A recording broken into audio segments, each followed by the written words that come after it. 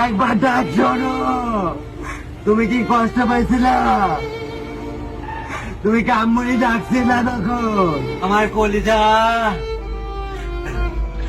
মা, আমার কোলে একবার আসবা না? আমার বাচ্চা নাই, সিএমএস এর মর্গে আছে, আমাদেরকে একটু নিয়ে যান, আমাদের এখান থেকে নিয়ে যান। বলা হয় মামা ভাগ্নির সম্পর্কটা অনেক মধুর। ভাগ্নিকে হারিয়ে পাগলের মতো আহাজারি করছেন মামা। অ্যাম্বুলেন্সের পিছনে মামার আহাজারি সবাইকে কাঁদিয়েছে। সারা দেশের মতো রাজধানী ঢাকাও ছিল ব্যস্ততার শহর, কিন্তু হঠাৎ করে দুপুর 1:30টার দিকে আকাশ ছিঁড়ে নামলো এক বিভীষিকা। বিমান বাহিনীর একটি প্রশিক্ষণ বিমান নিয়ন্ত্রণ হারিয়ে বিধ্বস্ত হলো উত্তরের মাইলস্টোন স্কুল অ্যান্ড কলেজের একটি ভবনের উপর, যেখানে কোমলমতি শিশুরা অবস্থান করছিলেন।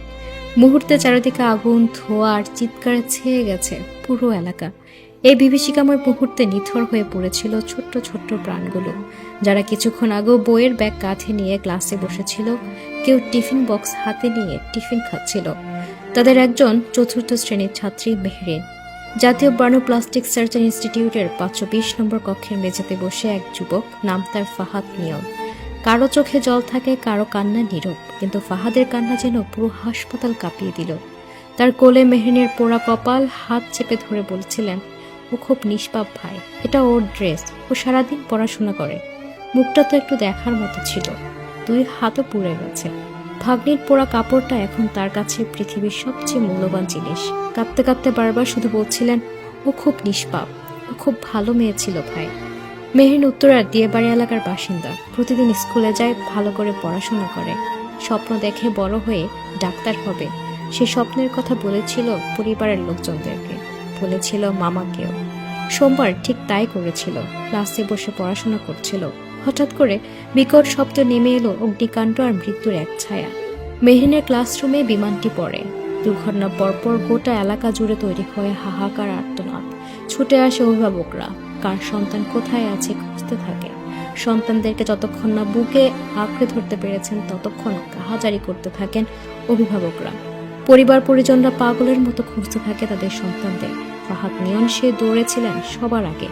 হাসপাতালে আসার আগে তিনি 2 থেকে 3 ঘন্টা খুঁজেছেন ভাগ্নিকে। কেউ কিছু জানতে পারছিল না। খুঁজে খুঁজে শেষ, কোথাও পায় না। হঠাৎ শিক্ষক ফোন করে বলল ও বার্নি ইউনিটে আছে। তখন দৌড়ে এখানে আসি, আর এসে দেখেন মেহরিন জীবনের সঙ্গে পাঞ্জা লড়ছেন। মুখ হাত সব পুড়ে গেছে, কিছুই নেই দেখার মতো। সামনে নিথর পড়ে থাকা শিশু শরীর অ্যাম্বুলেন্সের মধ্যে ফাহাদ বসে আছে, কিন্তু তার চোখ শুধু একটাই চাই, মেহরিন যেন একবার চোখ খুলে একবার বলে মামা। কিন্তু সে ডাক আর আসেনি। আহাজারিতে ভেঙে পড়েছেন ফাহাদ, যেন সমস্ত দুনিয়ার বেদনা জমে বসেছে তার কাঁধে। চারপাশে কাঁদছে মানুষ, কিন্তু ফাহাদের কান্না অন্যরকম। একজন মামা হারিয়েছেন তার হৃদয়ের টুকরো ভাগ্নিকে। মেহরিনের মতো আরো কত নিষ্পাপ শিশুর জীবন থেমে গেছে এই দিনটিতে। খেলতে পারত, পড়াশোনা করতে পারত, মায়ের হাত ধরে স্কুল থেকে ফিরত, কিন্তু এখন তারা কেউ নেই। কেউ আছে আইসিইউতে, কেউ নিথর দেহ নিয়ে ফিরছে গ্রামের বাড়িতে।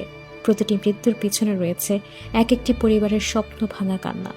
একটা বিমান বিধ্বস্ত হয়ে কেবল বিল্ডিং নয়, ভেঙে দিয়েছে শত শত পরিবার, স্বপ্ন, হৃদয়। মেহরিন তো কিছুই বুঝতে পারেনি ভাই, ও শুধু স্কুলে পড়তে গিয়েছিল। ফাহাদ নিয়ানের এই কথা যেন গোটা দেশের বেদনা গলে পড়ে।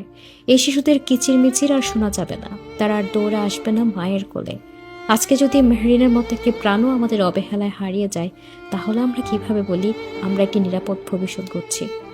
সেলুট সে নিষ্পাপ শিশুদের, যাদের মৃত্যু আমাদের বিবেককে জাগিয়ে তুলুক, আর কান্নার শব্দ যেন এবার সত্যি কিছু বদলের কারণ হয়ে দাঁড়ায়। আল্লাহ তাআলা এই শিশুদের পরিবার লোকজনদেরকে এই শোক সইবার জন্য ধৈর্য দান করুক। আমরা আল্লাহর কাছে 2 হাত তুলে সে ফরিয়াদ করি, আমিন।